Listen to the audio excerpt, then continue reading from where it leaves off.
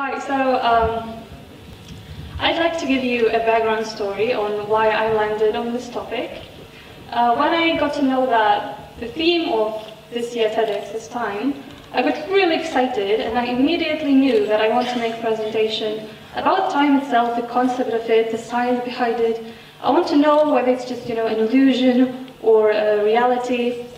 And I spent an entire weekend reading countless of articles, watching videos and movies, and I got deep science. And it was mostly physics, and the problem is I don't do physics, so I realized that I have to change my topic. And one day I was sat in my bedroom, just brainstorming possible ideas, what to make a presentation on, and it hit me. What am I doing right now? The answer was procrastinating. That's it, something to discuss, relevant issue. And now I'm here with an intention to help my fellow friends to overcome this chronic disorder. So let's start off with the definition. To postpone or delay needlessly, or put off doing something out of habitual carelessness or laziness. This definition, given by the online dictionary, portrays procrastination as a very negative trait and already uncovers one of the reasons why people procrastinate, which is sheer laziness. But I believe that there are more in-depth reasons. Personality traits have a lot to do with it. So take, for instance, perfectionism. It's quite ironic that if you're a perfectionist, you're more likely to procrastinate because it seems it's easy for perfectionists. They want the result, they get the result. It is nothing like that. You see, it's hard to get anything done if it needs to be perfect, because if you're constantly criticizing your work, there's always more work to be done. And the real problem comes in when you don't even want to start to do your work because the thought of making it perfect seems too daunting. And this occurs because of contingent-based thinking, meaning a true perfectionist believes their self-worth is contingent upon achieving perfection in any given situation. And the result can only be in black and white, so you can either fail or succeed, and if you fail, the task doesn't go away, it piles up, and at some point it's going to be too much to handle. Other factors of procrastination could be easily fixed, but are rather used as excuses or beliefs, like belief that one works best under the pressure. I mean, if you're a genius or very talented and you can do 2 weeks worth work in 2 hours, then good for you, congratulations, but most of people find it slightly too much. Excuses include trivialization when you reframe the intended but procrastinated task as being not that important, and denial when you pretend that whatever it is you procrastinated, the way you procrastinated is actually more important than the actual task you needed to do. And the problem with excuses is that it leads to a really stressful life. And now we've come up to reasons, my personal reasons of procrastinating. That is profound thoughts and being nocturnal. Now I fall into a group of 10% of humanity who are extreme night owls. And that is a problem because I'm supposed to do my homework from 3 p.m. when I go back from school to home to like 10 p.m. Then I'm supposed to be at bed to get a good night rest, as if that ever happens. And the problem that I encounter with, and many famous people, mostly writers encountered with, like Salvador Dali and Franz Kafka, is we can't wipe with the rhythm of society, and it's either me or the society that has to change. And neither of us seems to be doing that. And to top that off, there is a state of profound thoughts. You're probably wondering, what the heck is that? The state of profound thoughts is when your mind sinks into a black hole of fun questions like, is there a purpose in being alive? The Earth is just a pale blue dot in the vastness of the universe, floating through the space with no meaning and no time. How can you possibly do your everyday work and your homework if your mind is busy questioning the existence itself? I don't know, haven't found the answer to that yet. But I did some science. There's actual science behind procrastination.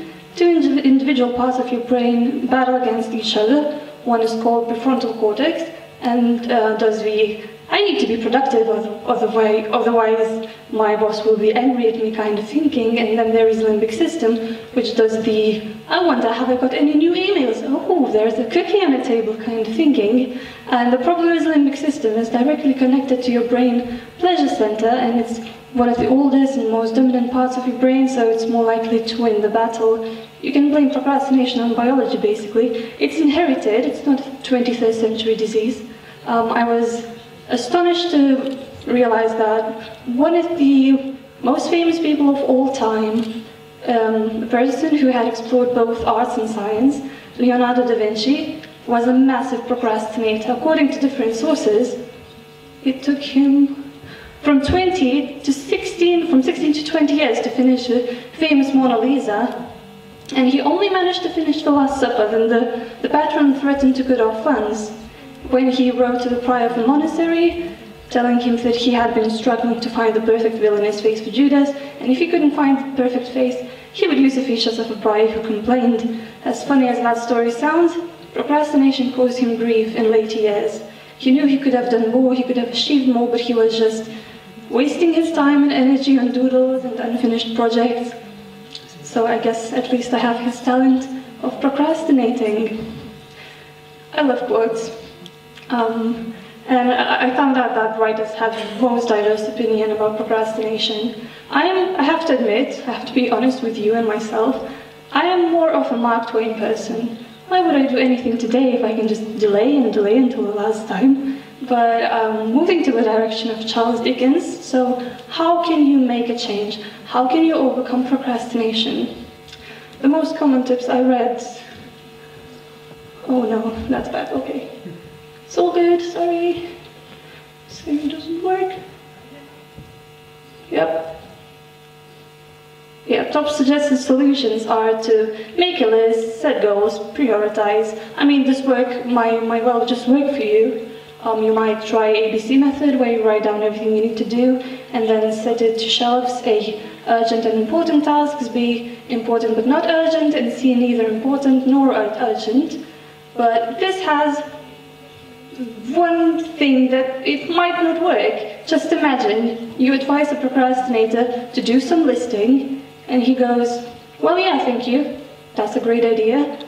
I'll do some listing tomorrow. This is more likely to happen than you think. What about giving yourself a treat every time you accomplish a task? Sounds effective, sounds easy, not at all. It doesn't work.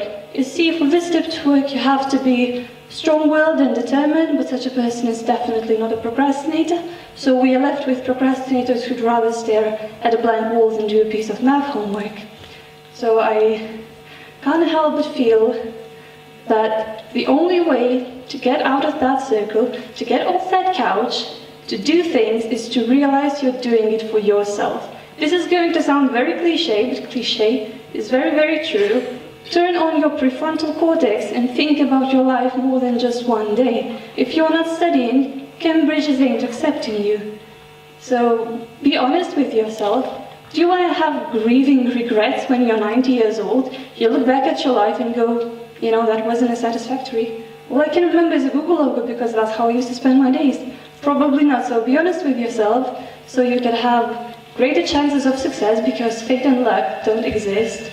And remember, you're one human with an incredibly short human life, so make it the best life you can and don't waste your time. Thank you.